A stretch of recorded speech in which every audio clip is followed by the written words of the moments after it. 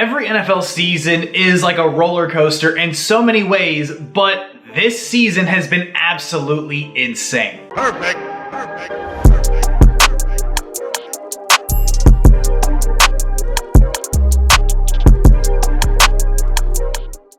We are 5 weeks through the 2022 NFL regular season, and honestly, the amount of unpredictability that we've seen in just these few weeks of this NFL season so far is honestly pretty captivating. So far, the only team that is undefeated are the Philadelphia Eagles, sitting at a comfy 5-0 after honestly an incredibly impressive offensive performance by Jalen Hurts and A.J. Brown, and 5-0 even after a crazy game where they almost lost on an Arizona Cardinals last-second field goal miss. Throughout the rest of the league, there's just so many other really crazy and honestly interesting, captivating storylines. The defending Super Bowl champion Los Angeles Rams right now are currently sitting under 500 with an offensive line that looks beat up, a passing game that honestly looks incredibly limited, unable to stretch the ball down the field, a running game that is really non-existent, and a defense that is just trying its very, very best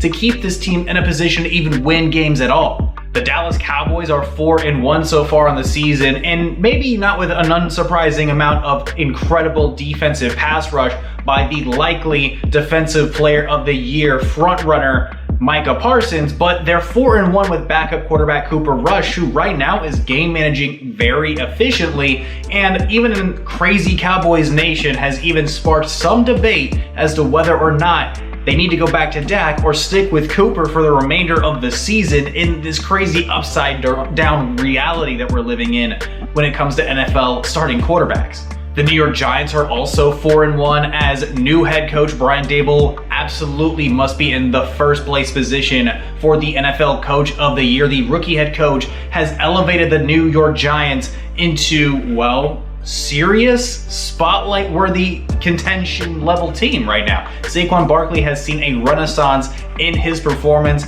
as he's been healthy. He's also been the #1 running back in fantasy football, has been one of the best running backs easily in the NFL this entire season. The offense is honestly moving through him, and the defense with some key additions has really stepped up as well. Brian Daboll is just putting on a coaching clinic. And speaking of another head coach putting on some amazing moves right now, Mike McDaniel with the Miami Dolphins, even with a little bit of a tumultuous quarterback situation, the good being that the offensive play calling absolutely looks out of this world. Mike McDaniel bringing a lot of innovation and creativity to the Miami Dolphins offense, but the bad, obviously, the health-related concerns regarding quarterback Tua Tagovailoa and the general concussion protocol, whether things were followed, whether things were not, by the Miami Dolphins is still being investigated by the NFL, but Mike McDaniel, still a very interesting storyline worthy keeping our eyes on the rest of the season. The Tampa Bay Buccaneers are absolutely in a really interesting place as well because they've been surrounded by so many controversies on and off the field. The off the field stuff with Tom Brady, but also on the field, the offense hasn't quite looked like it has that real spark quite yet. But this past Sunday, with that crazy roughing the passer call that, and I'm a Tom Brady fan, was incredibly egregious and really just really bad. That roughing the passer call near the end of the game that could have potentially, had it not been called, given the Falcons a chance to come back and win the game, just a chance at all, but obviously we saw what happened. That was the call on the field. Jerome Boger saying it's in the interest of player safety, with the previously mentioned Tua Tagovailoa situation being heavily scrutinized as well. The NFL trying to emphasize health and safety, but just a bad call, man. The Los Angeles Chargers right now are beat and battered, but still somehow clinging to the second position in the AFC West, even with some very interesting, so to speak, coaching decisions along the way. Justin Herbert is still performing at a pretty high level, even without Keenan Allen so far for most of this season. The Los Angeles Chargers are still finding a way to still remain relevant, and like I said, second place in the AFC West. And keeping in the AFC West, well, honestly, things are not cooking for the Denver Broncos and Russell Wilson and new head coach Nathaniel Hackett. The offense looks like it is allergic to the red zone, unable to find touchdowns, realistically speaking. This team is just allergic to scoring touchdowns. With an offense that has this much talent, it's really becoming a question of, is it more to blame on Russell Wilson? Is it more to blame on the head coach? But a lot of people leaning one way rather than the other in this debate with quarterback Russell Wilson's torn lat. It's becoming quite the talking point so far, quite the storyline throughout the season already, because it's just such an inefficient offense. And the Indianapolis Colts are also sharing in similar levels of offensive frustration, as the mix of new quarterback Matt Ryan has just not really worked out, almost leading the entire NFL in turnovers, if I'm not mistaken. Matt Ryan just hasn't quite meshed with this Indianapolis Colts offense so far, with the potential and the idea that this was going to be a playoff level team at the very least. Right now, the Colts just look like a shell of what they could really be. The Jacksonville Jaguars were really surprising people at certain points to turn the page a little bit. The Jaguars looked really exciting. It looks like Doug Peterson is absolutely the guy that they needed for the job at head coach, but still some youthful growing pains as they're still trying to figure themselves out and be a little bit more consistent. The Arizona Cardinals look like a team that is basically just built to turn things on in the fourth quarter, as they've been down in a number of games and just haven't quite been able to capture nearly as many wins as you would expect out of a team with a premier quarterback in Kyler Murray. But the offensive play calling looks like it's really being, saved for the fourth quarter. The best plays, the best situations, the best scenarios, and just being waited to be utilized in the fourth quarter, putting them in positions to win, but hasn't really been super fruitful through the first 5 weeks of the season. And then really the most predictable thing so far on the season is the Buffalo Bills being absolutely dominant so far this season. They're still the front runners in my eyes as the NFL, at least as a Super Bowl contender so far, but with my early prediction being the Buccaneers could potentially winning the Super Bowl, I'm just not really sure.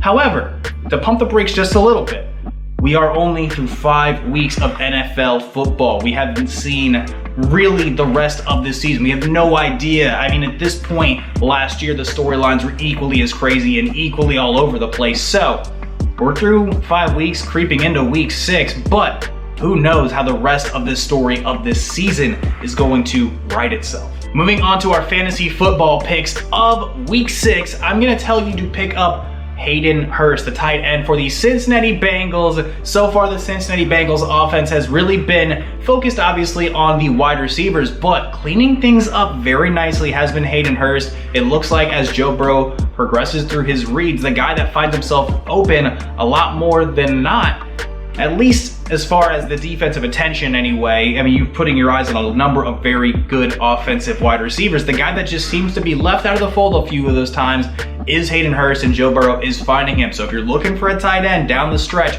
that's going to at least get you some pretty consistent points, I got a lot of faith in Hayden Hurst. And then switching gears to running backs. Right now, if you're a Breece Hall running back holder, put him out in the starting lineup. So far, the last couple of weeks, 17 and 18 touches. He is delivering right now, finding opportunities to score, finding big play opportunities within the Jets offense. The balance within this offense looks really, really good.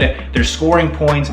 They completed the upset that I had them winning last week against the Dolphins and blew the doors off of the Miami Dolphins. So Breece Hall absolutely should be a guy you're starting in your lineups for the foreseeable future. And then the final running back for fantasy football roundup of the week is going to be Ramondre Stevenson of the New England Patriots. Damian Harris dealing with a hamstring injury. Ramondre Stevenson taking on a full running back one level workload in an offense that was going to run the ball a lot, put up some terrific numbers in both the running game and the passing game, doing everything except finding the end zone.